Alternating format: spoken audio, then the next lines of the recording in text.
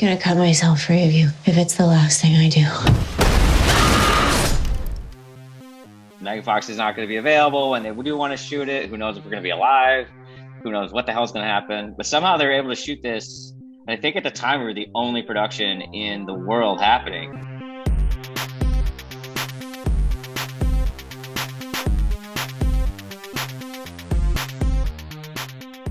I'm here with one of my oldest friends, director and writer, Mr. Jason Carvey. How you doing? Great, Tom. Thanks for having me on. Both grew up in Connecticut. I met you probably when I was maybe 17 or 18. Yep. With my brother, you went to the same high school as Bruce, right? Yeah. Yeah. He was a year above me. Okay, so then you go on to. Did you go to UConn or where did you go? I went to like three different colleges. I ended up at UConn. I went to George Washington, Providence College, and then UConn. I didn't know what the hell I wanted to do. I had like five different majors. I was pre-med, I was engineering, I was marketing. I ended up falling into finance because I couldn't figure out anything I wanted to do. And it wasn't until my junior year I took Intro to Film 101 with Bob Smith at UConn that like my eyes just got opened. I've always loved film, I always loved movies. I think growing up in Connecticut, and you clearly didn't have this because I feel like you were ahead of me on this, like at least like what you wanted to do passionately. But it just didn't seem like a job you could do. Filmmaker where we grew up. If you were smart and wanted to be successful, you became a doctor, a lawyer, a businessman, something like that, right? But filmmaking and art, I have a working class background. Like my parents are, they're successful, but they were always. My mom was a nurse, my dad was a salesman. There was just no artist wasn't a thing that you you set out to do. Certainly, if you wanted to be successful. So, once I got the bug though with film and really just started to see the craft behind it and the magic. I don't know. I've been in love with it ever since, and I can't imagine doing anything else. You graduate from college, and then what? What happens? You got the film bug. Yeah, I basically took every film class I could, but UConn didn't have a film program, and I'd already fucking transferred twice and changed my major a half a dozen times. So I was like, let's just fucking graduate. I worked for a year as a financial analyst, and all that taught me was there's no fucking way I could do this for the rest of my life. So a good friend of ours, Chris Doyle, who'd gone to graduate school for film at Emerson, had graduated because he's a few years older than me. So he graduated graduate school about when I was completing my year at the Hartford as a financial analyst, and he was moving to LA, and I was like, I'm in. And so I just picked up and moved. And then went to work as a PA and, just started at the bottom and realized very quickly that the working class ethos that I have, that is you start at the bottom and you work your way up, that fucking doesn't exist in Hollywood. You can certainly work your way up to a certain level. You can start as a PA, you become a first AD, you can become, production manager, producer. But, if you want to be a director, there's no like apprenticeship. So after like working, for a year doing that shit, I was like, all right, well, this is not the way to become a filmmaker. And so I kind of came back to Connecticut and regrouped a bit, worked for my dad for a couple of years, just kind of biding my time and just writing a lot of scripts and trying to write something I could make. And then I wrote a script for this film called A New Wave that, again, putting my business school background into use. I wrote a business plan and this whole thing. I got all these investors to like give me $10,000 each. So if I can get 15 investors to give me 10 grand each, I have 150 grand. So that's pretty much what started it. And then, we ended up producing A New Wave in 2004, and it took another 3 years to edit it because we had no money to edit it. And I ended up having to edit myself, which was a terrible mistake.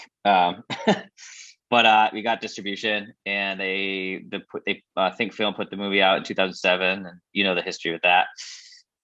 They went into bankruptcy and stole all the money and never paid us a dime. And they owed us like $500,000 or something like that. So it was definitely a lesson and probably should have told me I should just get the fuck out of this and go back to business or something else that would make money. But I'm insane, so it didn't deter me.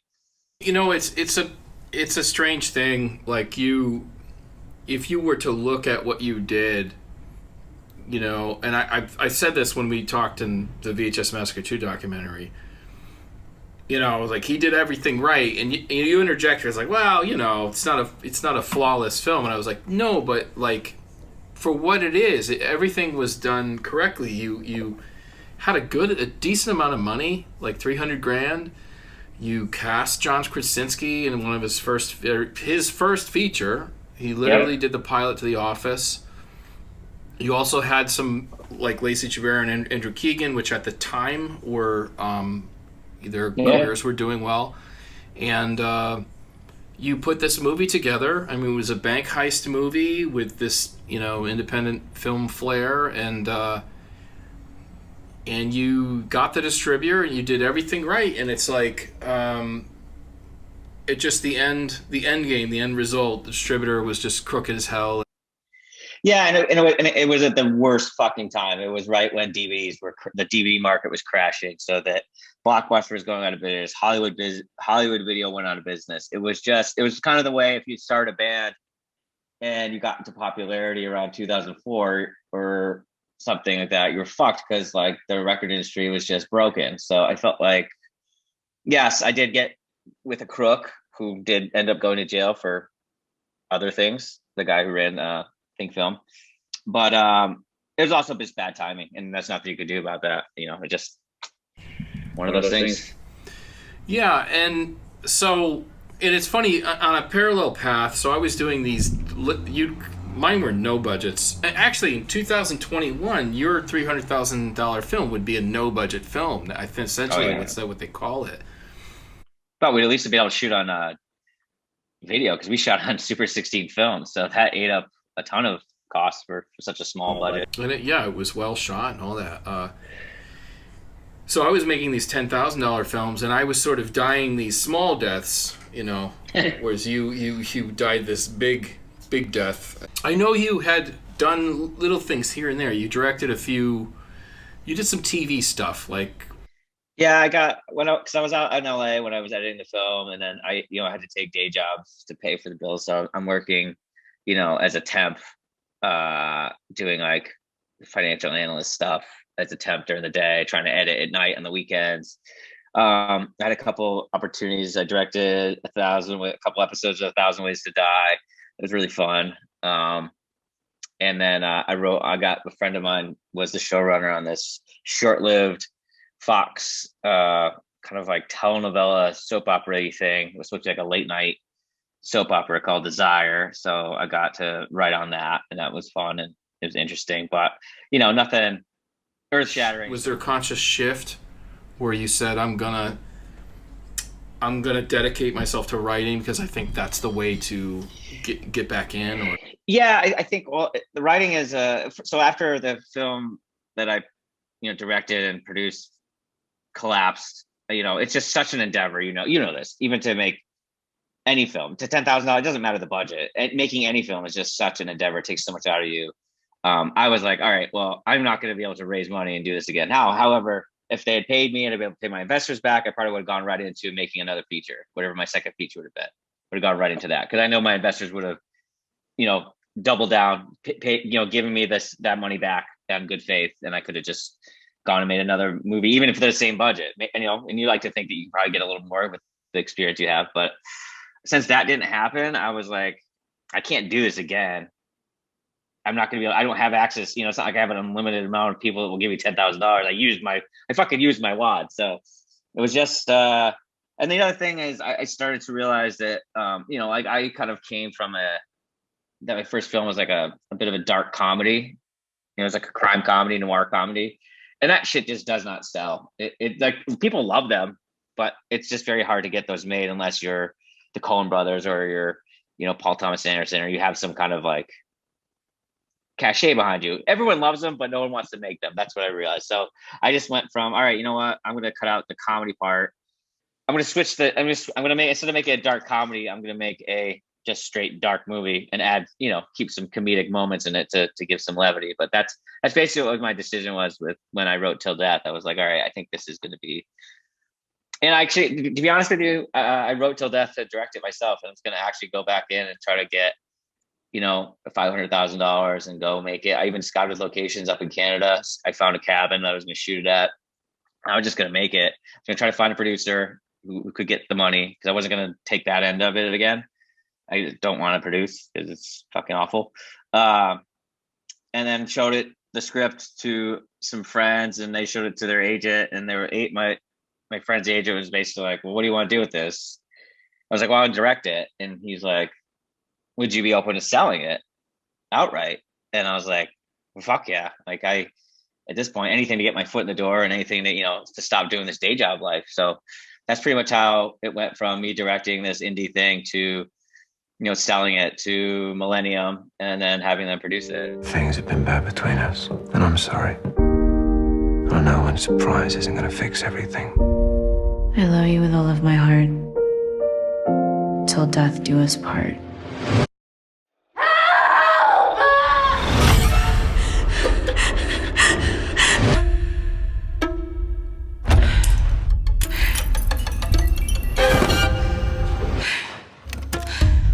I'm impressed you made it this far. I mean, everyone knows this movie, Till Death, Megan Fox, amazing reviews, fucking awesome movie, very Hitchcockian. I was really like delighted. I was like, I fucking love this movie. I was so happy for you, and also, when it's your friend, you're like, fuck, I hope this is good. No shit. Well, dude, I was that way too. I was nervous that I wasn't gonna like it, and I'm my own harshest critic.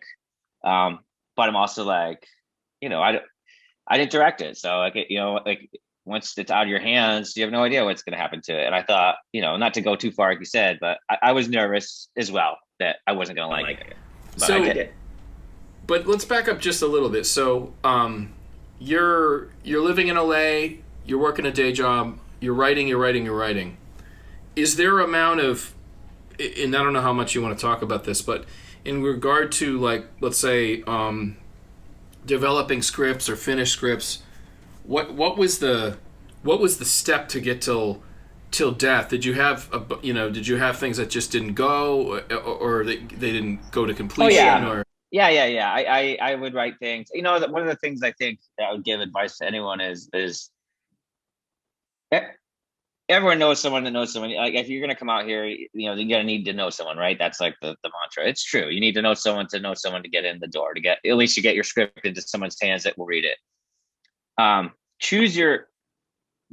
Choose to when you want to shoot those bullets wisely, because I think for me, when I first came out here, I wasn't a good enough writer, and showed my stuff to people and used those connections. Because there's only so many times you can go to your friend and say, hey, can you have your agent read this, And I think so, as I was getting to be a better writer, because I didn't go to film school and I was really self-taught, and I had a really great group of writers out here who we'd read each other's work and they'd critique it, and they really taught me how to write. They really taught me what I was doing wrong, and I read their stuff, and that's how I became a writer, and I owe it all to them. What is that like, that process? Like I work at a college and I deal with a number of students, and frankly, writing isn't my strongest suit. I've written scripts, they're fine. Like I do pretty well with comedy, but I've read your scripts. You're a good writer. Well, that's nice of you to say, but but I definitely have big blind spots in my writing. There are some times where I don't quite. When I read a great script, it will catch your attention and it reads easy, and you can dive into it and consume it quickly. I mean, what do you say to writers, let's say student writers, who don't know why they're not good, who think they're good but don't know why people are not responding in any way? I would say that it's easy to the rookie move is to say they just don't get it, and that's complete bullshit. Like, it might not be what they're looking for at the time, but does it, like, if it's good writing, they're going to ask to see something else. They're going to ask to, so like, the biggest lesson was, and like all my first scripts, I would get so discouraged because if it wasn't fucking Citizen Kane out the gate, if it wasn't perfect off draft one, I'd show it to people. I get a ton of notes, tons of things wrong with it. This, and I would just get so discouraged. I just throw it away and I'd start anew, because new script, there is no problems with it. And like, really, the hardest part about writing is doing 30 fucking drafts of a script. It's you're bored with your own fucking story, and like still getting the nut up to sit there and invest in it and be as excited and interested in it as you were in the beginning. That's the hardest part, and it's the thing, I think, where it really goes from being like something you like doing because it's fun to work. And when it's work, it ain't fun, and sometimes it's not fun. You still get joy out of it, and you still get pleasure out of telling stories, especially that. I mean, nothing beats that first time you like break a story or you do that first draft. But the second, third, fourth, fifth, sixth, I can't tell you how many drafts of Till Death there were before I even sold it. That's not even talking about then having someone else tell you they want you to change it and be something that you don't want it to be. And then you still have to reckon with that. So I think that's the thing, is just, it's the rewriting, and it's hard to do because you really have to accept the criticism and not feel bad that you're a bad writer. Criticism of your script doesn't mean you're not a good writer. That's the other thing I learned. I got to work with a really great story editor named Mark Vandeven, who's he was a friend of a friend. He's a friend of mine now, in Canada. And I honestly think, listen, there's not a novel writer out there that doesn't have a fantastic editor, because it's just so hard to edit your own stuff. It's so hard. That's why you need to rely on, whether it's a producer, whether it's another friend, whether it's a writing group. In my case, it's, a story editor that's saying, hey, you're going off on a tangent here. This really has nothing to do with where the story goes. And, just to help you shape it. I think that's the lesson I learned. Is it's right, so which is a massive, it's unbelievable ask of someone. It's unbelievably daunting. And I forget who it was. It was some writer or some celebrity. It's like, no, I'm not going to read your script. Like, it's really hard. And ask someone to read like 4 or 5 different drafts of your script. There's no fucking way. You're lucky to have friends do it once. That's why, I mean, my friend does it for a living, and he gets paid quite well to do this for people, to work with people. So yeah, it's a lot to ask, and it's a lot of work. He's tremendous at it. So he just has a real gift of. I actually totally get that. Like, it would be, I mean, he probably makes a lot of money, but I could, even me, I could, if I had finished a feature length script, it'd be worth at least $1,000 thrown to someone with a high level of experience in the thing. And there's a lot of businesses out there doing it, with varying degrees of reputable or not, that will read your script and give you notes. I can't really speak to, anything particular like that. I just know that, it's, for me, I'm not a good enough writer to see my own flaws. Maybe I'm getting better. Hopefully I get better at seeing that shit before I take it to Mark and he goes, no, this is wrong. But the nice thing about him, and this is a difference between when you send your script to people, get notes. Most people give you notes on the film that they would want to make. So if you send it to someone and they're into comedy and yours isn't very funny, they might try to like, hey, you need to make this funnier, whatever it is. And the genius of Mark and the people that do this really well, and producers that do this really well, he helps me make the movie that I want to make. And it's really crazy and creepy that he is able to kind of digest the stuff that I'm writing and stream it down to exactly what I really do want to make. It's not his agenda, it's mine, and he's just helping that come forward. That's what makes him a great editor. I think that's quality criticism. I think even in like an academic circle, like some asshole who you wrote a drama and they want it to be a comedy, so their notes are make it a comedy. Yeah. That's no, and I've read people's scripts. I try to do what Mark does, but I can't. I am too much like, if I give criticism, it's kind of be like what I would do. So I just don't have that gift. It's a really, it's an interesting gift, and I don't know. It's just like the humility that you could have to not like take it on and try to make it yours. I think is really beautiful. Yeah. So you spend years, you write various scripts. This one in particular, you like.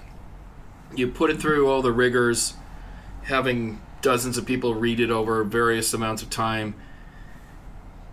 It gets on this list, right? It gets on this blood list or something, right? When did that? Yeah. That happened right about the same time that I had got the agent was interested in it. I don't know if he submitted it or if someone at one of the production companies, because he's like, "Do you want to sell it?" And I was like, "Sure." And so he started showing it around, and I think either he submitted it, or someone else in the industry. I guess it's basically like the 10 best horror genre scripts unproduced in Hollywood. That's what the Blood List is. So it's like the blacklist, but specifically for horror. But that was and I guess so that was a huge deal. it was big. Yeah, it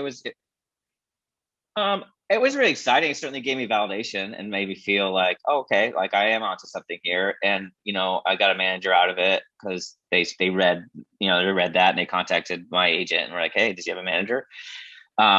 So yeah, it was really great. I don't know if that stuff. Well, I guess it can't hurt trying to sell it, but I don't know if that affected whether it sold or not. We had it set up we were trying to set it up at one place, and then Millennium came in kind of at the last minute, and we're like, "Hey, we love this. We want to make it," and kind of yeah. And that's a determining factor, right? Because Millennium makes stuff like often, Yep. right? Yeah, but they don't make they haven't made a lot of horror or they're more action oriented, I think, for most of their stuff. So it was like, it definitely like, it was a great meeting with them. I was just like, I wanted to meet them as much as they wanted to meet me, just because I was like, what do you guys want to do with this? Like, what's your vision? Like, we just make sure our visions are aligned of what kind of movie we want to make. Because, they're like, we want to meet you to find out if you had some horrible marriage. I was like, no, I've never been married, man. At a certain point, changes needed to be made in the script to satisfy other parties, right? Yeah. Well, we're going to hire a director. We really thought that it would behoove the film and the subject matter to have a woman direct it, bring something different to it than, I can only do my best. You know what I mean? Like I'm not a woman. I can only do my best to write a woman. So I just felt like it would be nice to have a female perspective on it. There were women in that group of producers, but we ended up hiring this kid, Scott Dale, and I didn't know anything about him. He's young. I think this is his first feature. He'd done a couple of shorts that were really cool. And so I was like, all right, well, here we go. Now it's kind of, because that's the tough thing, is like when you sell something, it's nice because you get money, but you've sold it. It's not yours anymore. And it's very hard to let that go. And it was a very big learning lesson for me to go, okay, I'm now working with the director and the producers on changing the script to fit what his vision is. And that was painful. And it wasn't painful because his ideas were bad or because they wanted to ruin it. It's just, it's just one of those kind of growing up lessons. I think maybe it'll always be painful. Maybe it'll get less painful. I would imagine, because you hear these stories. Like I'm, Blade Runner is one of my favorite films, and they, Hampton Fancher was the initial writer on Blade Runner, and then they had to bring in David Peoples at a certain point. But it was because Ridley Scott did 20 drafts or something, and Hampton Fancher's like at a certain point he couldn't even function, Yeah. So David Peoples comes in to sort of do surgery on it, and I think that for me that was like a learning curve where I was like, oh man, this is so interesting because you nailed it. You nailed it because Millennium bought it, but then you assemble a team and then it has to be worked through with that team. So, and honest to God, you think, all right, I sold a script, it's great. Do you know how many scripts are sold that don't get made? The hardest part isn't selling the script, it's actually getting that next step. And that's where things can get really fucked up is, other people's visions come in and put their stamp on it and make changes. And then you're right, sometimes it can become a mess and you lose your way. Thankfully, this was, it was, I think we all were on the same page. We all wanted to make the same movie. And, you know, um, I didn't know because I didn't know what I was going to see when I saw the movie. I didn't know how much I was literally like, because I wasn't involved in any of the process, especially with COVID and everything. It wasn't like I was on set. It wasn't like I was any part of the once I finished my draft, my rewrite for them, I'm kind of like, all right, it's in your hands. It could have been anything. It could have, every line of dialogue could have changed for all I fucking know.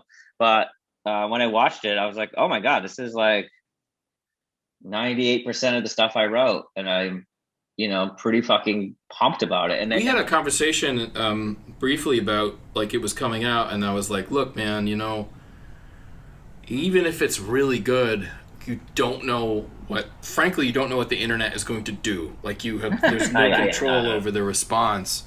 And the response was fantastic. I mean, critically and audience, and it's better than I could have hoped for. And Megan Fox, it's Megan Fox's best film. I mean, it's I think that she's going to be in the new Expendables film, which I think is isn't that a Millennium? Yep, that's a Millennium. Yeah. I actually don't think it's a stretch to say that your movie rehabilitated her career. I don't think that's a stretch at all. No, I think that she got a lot of. She was treated a very weird way, and I don't even want to go into it, but by the media, by people, and it was very unfair when she was younger in her career. And I think she got. I think there was a kind of a global reassessing of who she was and what she stood for, and it was kind of like, I don't think that my movie did that. I think the timing was fucking perfect for it. A lot of people really did. The movie Jennifer's Body got no real love critically or commercially, I think, when it came out, but it's been kind of reevaluated over time as like kind of a masterpiece and kind of like really brilliant and subversive. I think that's what really kind of started rehabilitating like her image and a lot of and just the way like people saw her. So I think we just hit it at the very, very, very good time for it. Oh, because I was the stuff I would read is like Till Death would reference Jennifer's Body. I do know that online there was a sort of the cool kids were like, dude, watch this. This is actually really good. Yeah. People didn't. It was just mismarketed. There was some of that, but when Till Death came out and it really did well, people were already there with Jennifer's Body, but I think it pushed it forward even more because people. Well, that's just up to her because she did such a great job. She really did. She nailed it. The physicality of that script, just all the shit she had to do. She had to carry most of that movie just by herself. That's not easy to do. You're not acting off anyone. It's just there's so many pitfalls of that. Like it could go so wrong, but between Scott's directing and and her acting and the way it was, they just nailed it. So I couldn't have been happier. And the casting was great. When I found out that's who we cast, I was like, woohoo. There's about there's 3 or 4 real long shots that came through.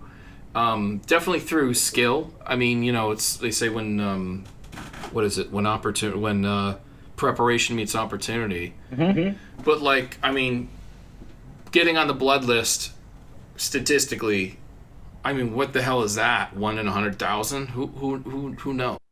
It's funny too. I submitted this right before it got on the blood list. I submitted the script to a couple different ones, but I know one like screenplay competition thing, and it just got rejected like straight out. It goes to show, fucking knows, man. And I'll say that one thing that I have, and it's more important than talent. It's more important than just about anything, unless you fucking know someone or were married into it or born into it or. It's just persistence because it is so hard to do. It is so challenging. There's so few opportunities for how many people are trying to do it. So I guess for me, just staying persistent and being stubborn, I don't know, or insane. It's not like I wasn't many times going, I should fucking get the hell out of LA and go figure out something else to do with my life. But that's what they say, right? It's like, whatever, insanity is doing the same thing over and over. Yeah, expecting different results. Right, but when you do get different results, then you're a genius, and when you don't get different results, then you're insane. But so the blood list was the long shot, and then for Millennium to sort of pick it up and start making it. You talked about that briefly, but the idea of scripts like again, I don't know why I keep coming up to David Peoples, but so David Peoples wrote Unforgiven. Clint Eastwood was like, I like this. He bought it and sat on it for like fucking 20 years. Yeah. You know? And then they made it. I mean, David Peoples, that guy's had a million hits, right? But like that can happen easy. Easy, you know? And it could never got made too. There's so many scripts that just never got made. It got bought, and it's nice. Hey, it's nice to have a check, right? But you don't do this. No one gets into this just to make money. If I wanted to make money, I would have become an investment banker out of college, right? Like that was my goal. So, and then then the other crazy part is that we were supposed to go into production Until Death on March 17th of 2020. And we all fucking know what happened. So I'm watching COVID take over and watching the start date of the movie going, oh my God, I'm going to get fucked again.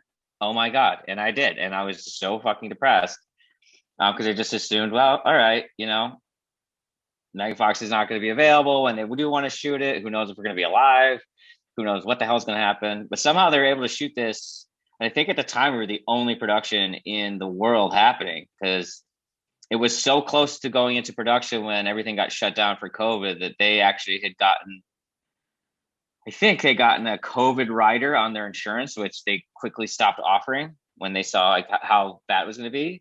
So they were able to go shoot in August of 2020 in Bulgaria with that insurance. And I think that's why all these productions didn't go, because it's like, no insurance company is going to say, cool, we'll pay $1 billion if Brad Pitt dies of COVID. Like, because what's his fucking net worth and life worth? So like, there's no way to insure that. But because they'd had that already there, they were to go into production. So it was kind of a minor miracle. And then being able to see the movie in that very brief window, and I guess was, I don't know when it came out, but May maybe. But it was like a very brief window where everything seemed like it was coming back open. It was before the Delta surge.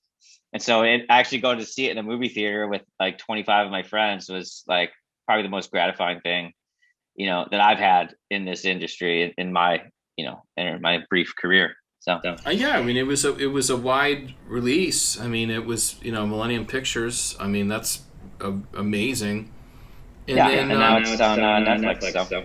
Yeah, Netflix, man.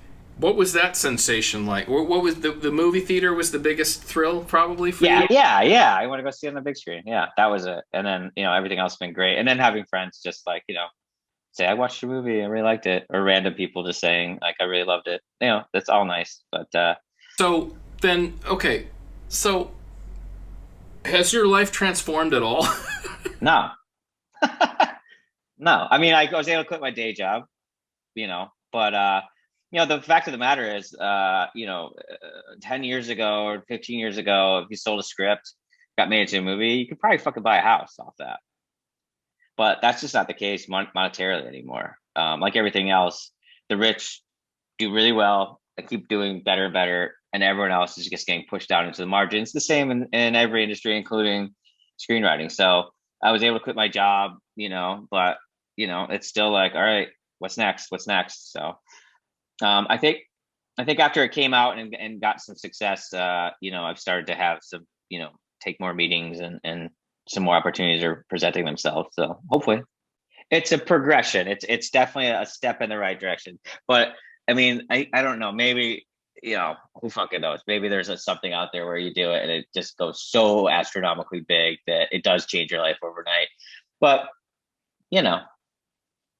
was it positive? Absolutely. Is it like life altering? No, but that's also kind of me too. So I'm just like, I'm constantly like, okay, that was cool. Let's get the next one. Let's do the next thing. Any advice?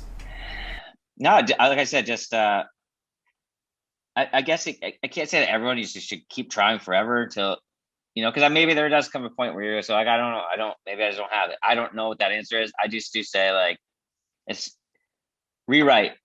Rewriting is writing, and if you're working on scripts and you're getting feedback, don't reject it. There's always something in there, even if the note isn't the right answer. There's a reason that people are saying this part of the script is wrong, and just keep rewriting, keep trying. I don't know. Hopefully, people keep making movies and have have a writing circle, essentially. Whether it's in just definitely have some feedback from somebody, and whether it's like, but that can get very navel gazy too. You can all, blow sunshine over each other's asses. So you need to make sure like your circle is people are going to critique you in a very healthy, friendly way, not just like, oh, that was awesome. Like, because that doesn't do you any good. And when people tell me, oh, your script's great, I'm like, no, what's wrong with it? I don't want to hear that. I don't care. Jason, thanks so much for being with me. It was a real treat. I'm really excited for you, man. I can't tell you. It's almost like it's happening to me because just I think back to the old I don't want to say the old neighborhood, but the old neighborhood, watching you like climb under a car and shoot a movie without anyone at the camera because you guys are all acting the same thing. Yeah. It's amazing. Yep. Not a lot has changed. I was always inspired by that, man. Always inspired by your passion as well. So just hope you know that. Yeah, I appreciate that, man. I think it's great. Yeah. Okay, until next time.